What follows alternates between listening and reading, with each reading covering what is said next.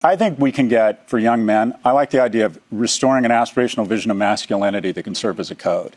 And I don't think there's anything wrong with leaning into your femininity or your masculinity if it feels natural.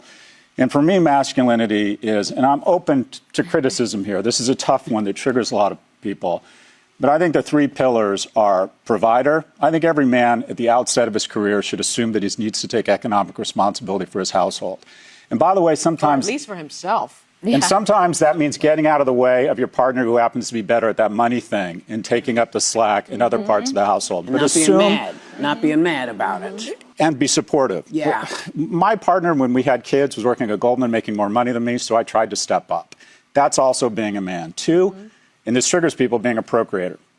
I think wanting to mate, that fire of desire, can be channeled, if it's channeled in the right ways, to making you a better man. Making you kinder, making you stronger. For God's sakes, thinking about how you dress, showering for God's sakes. Being persistent, initiating contact. The scariest stat I have read is that 51% of men age 18 to 24 have never asked a woman out in person. And surveys show, distinct to what the media tells you, the majority of women still want men to initiate romantic contact while making them feel safe. Third pillar. You're a protector, right? Your default operating system is you protect. If you think about the most masculine jobs, cop, fireman, military, what do they do at the end of the day? They protect. Your default should always be protection, right? It breaks my heart. And then in New York, if you talk to women, a lot of them say they don't feel safe on the subway. Or if they see men walking down the street that cross the sidewalk. From an early age, we gotta teach our boys that the transition to manhood means your default operating system is protection. And it's not just physical. It's if you hear people criticizing others behind their back, your default is to weigh in and defend. You may not agree with the transgender community. You may not agree that corporations need to have a third bathroom. You may not believe in gender affirmation. But when you see a group being demonized, your default setting as a man is you move to protection. We are providers, we're protectors, and we're procreators. There is nothing wrong with masculinity. It is a wonderful guidepost. Lean in. We just need to redefine what it means to be a man. You add surplus value. You create more tax revenue than you absorb. You protect people. You witness their lives. You register more complaints than you actually complain. And if you leave this earth having given more than you've taken, then you leave this world as a man. That is what it means to be a man. Oh, look at all the people on The View clapping. Oh my gosh. I thought I would never see the day that they celebrate masculinity. I thought I'd never see the day. What has changed? What has changed? Because this shit, people of color have been talking about this shit for decades. And now all of a sudden they want to celebrate it because Professor Galloway comes up on a liberal freaking channel called The View. And now they want to celebrate masculinity? When throughout COVID and for the last freaking 50 years, they've been breaking down masculinity and were successful in doing it. We were called chauvinist, misogynist, everything with the ist at the end we were called. Sexist. Now they want to celebrate it. You know why they're doing this? Let me calm down. I'm a little excited. This shit got me hot. Not because I don't agree with him. I agree with Professor Galloway. I do. But I've always known this. Most men have always known this. Most men have been talking about this shit for decades. For decades. For the people in the back that didn't hear me, for decades.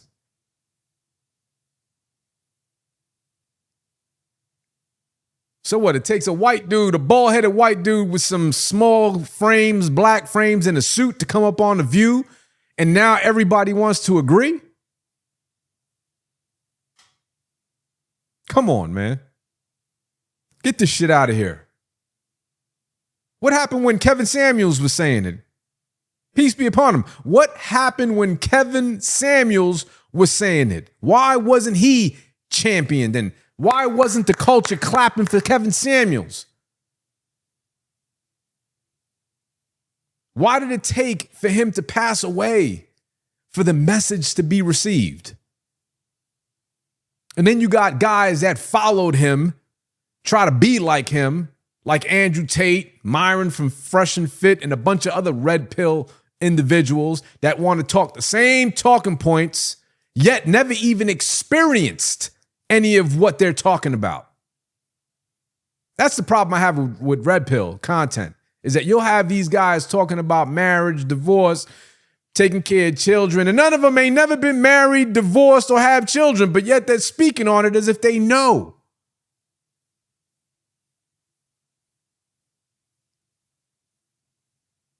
How come guys like that weren't celebrated? Why? Because of how they said it? Because we just came out and said what it was, and we're not trying to add words and kind words to get the message across?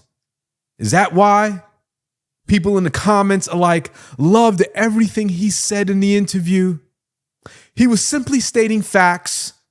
I would love for the conversation to continue with a diverse group of men. It is so needed. Rosalind McDaniels, what fucking rock are you hiding under? Y'all could go into the comments. As a matter of fact, let me bring up the comments. Give me a second. Let me adjust my screen. Marla Morris. What an ear-opening interview, articulate and thought-provoking. Where are these people hiding? I mean, I know there's not that many comments, but like, what's going on here? We, people of color, have been saying this for decades. Why does it take this individual to come in so that way the message can be received, when we know damn well that the View is on the chopping block? Because what they say is just crazy. You got to be you got to be a straight feminist if you agree with any of these women here. Out of touch feminist. None of what they say makes sense, especially when it comes to raising young men. Absolutely zero. And those of you that are in your feelings talking about, well, I'll raise my son how to be listen, I'm not talking about anyone specifically. If you were successful in raising your son how to be a man, God bless you. He probably had some uncles in his ear. He probably had a mentor that you didn't know about. Just like I, as a man, cannot raise a woman to be a woman. I don't know anything about that life. I don't know anything about the hormones, the what you guys feel. I don't know anything about that. I can't do that. I don't know how to be feminine. That's probably the only thing I disagreed with when he says, oh, if you want to embrace your femininity. What femininity are you talking about, bro? You can't do two things. You can't be masculine and feminine at the same time. You're either masculine or you're feminine.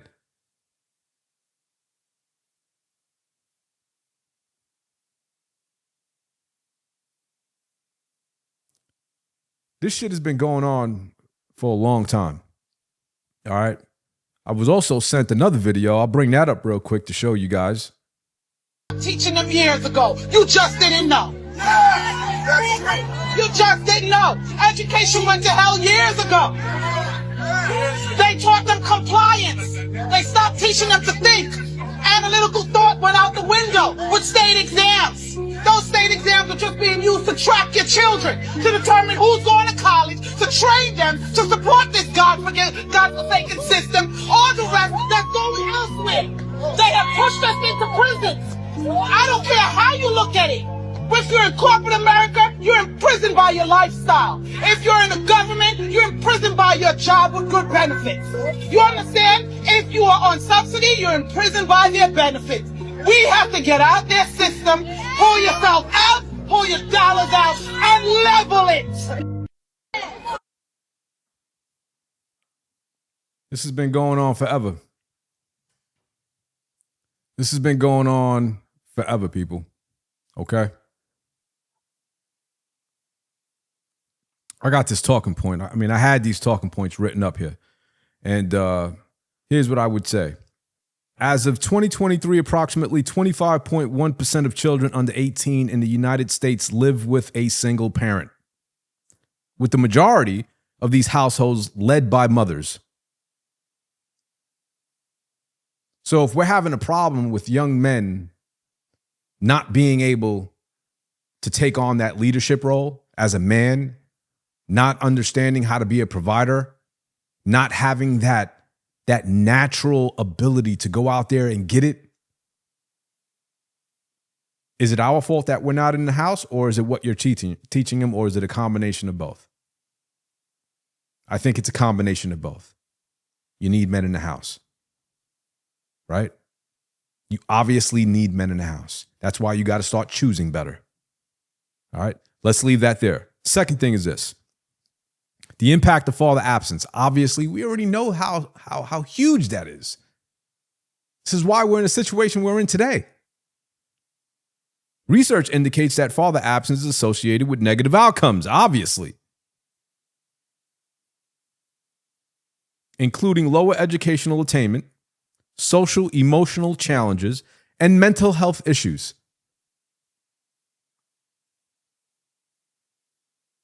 Father absence during early childhood is linked to higher levels of depression in adolescence and early adulthood, obviously. Influence of maternal authority in single-parent households. The influence of maternal authority in single-parent households. In households where mothers are the sole authority figures, boys may lack male role models to emulate traditional masculine behaviors. This dynamic can contribute to challenges in developing identities aligned with provider and protector roles. We know this. We're too busy taught how to be subservient, to be feminine, to embrace our femininity. That's what we're taught. To be respectful, kind, to have empathy towards women. We're taught this in school, in kindergarten. We're taught to be just like the girls, knowing damn well that biologically we're so different. We're anxious. We want to move around. We want to get up. We want to go outside. We want to play. We want to build shit. We want to talk. We want to be aggressive. That is just our natural, innate response to life. That's what testosterone is for. This is why they're trying to lower the testosterone with the foods we eat. This is why they were telling us soy is so good for men. Oh, have soy milk. It's incredible. It's incredible. Educational, environment, and behavioral expectations. The current educational system tends to favor behaviors such as compliance and verbal communication, which align more closely with traditional feminine behaviors.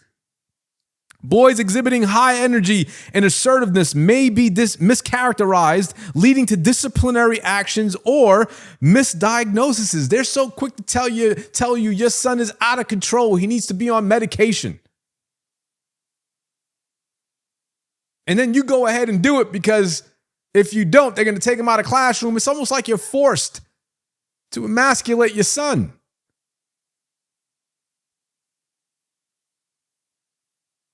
Lack of rites of passage and male mentorship. We know this. Historically, societies have had rites of passage to guide boys into manhood. Yeah, we don't have that anymore.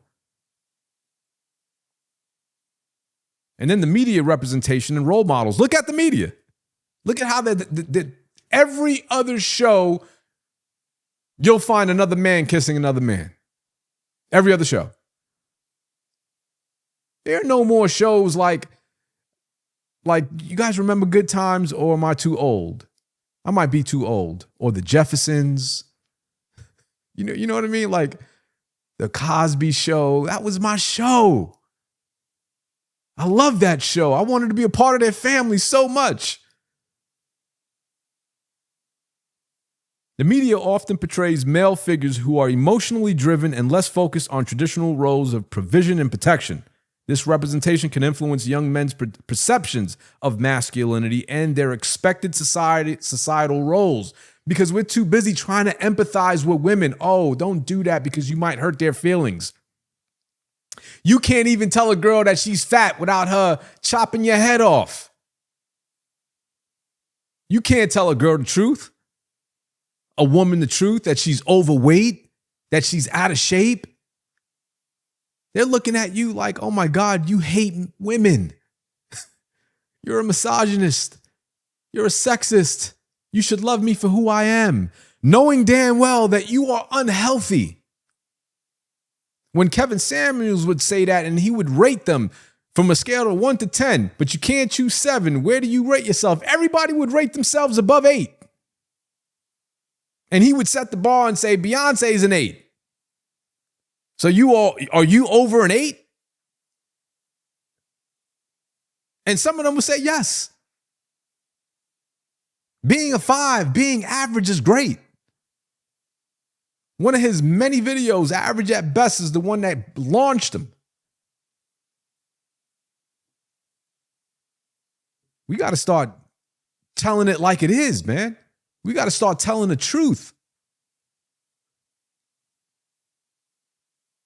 Obviously, economic factors and dependency challenges and policies have led to increased dependency, with young men lacking opportunities to develop independence and responsibility.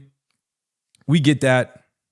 I mean, collectively, all these factors contribute to difficulties young men face in embracing traditional masculine roles. I agree.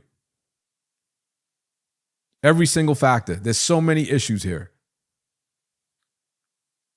And it'll continue to happen if you guys keep thinking that marriage sucks. I don't need a man, right? When you're in your 20s, because normally when you're in your early 20s, this is your ideology. This is your mentality. You guys are stupid.